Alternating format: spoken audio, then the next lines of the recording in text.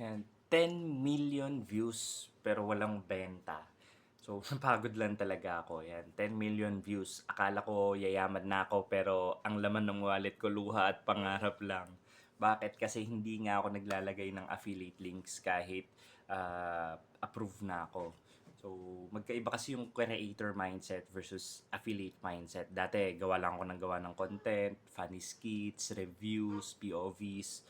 Yung views, sobrang dami talaga. Naka 10 million na nga tayo for less than a year.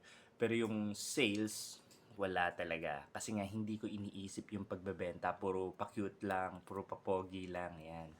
Pero yung harsh reality talaga kasi na na-realize ko, yung viral views hindi talaga nakakabayad ng kuryente, ng bills at ng mga panggatas ni baby. So, ayun, magta-transition ako from content creator lang to affiliate marketing. Dapat may product tag, call to action at tamang strategy na tayo. So, ngayon, from hahaha to buy na. Ayan. Ngayon, hindi lang ako magpapatawa, magpapabenta na rin ako sa inyo. So, content pa rin naman, pero may kita na. And kung may mga katanungan kayo, bakit ko naisip yung ganito at bakit ko sinishare yan, 10 million views. So, hindi lang naman sa TikTok yung million views, meron din sa ibang social media talaga.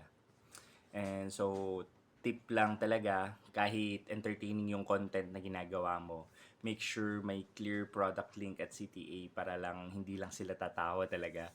And mapapabili talaga sila sa mga videos na ginagawa mo.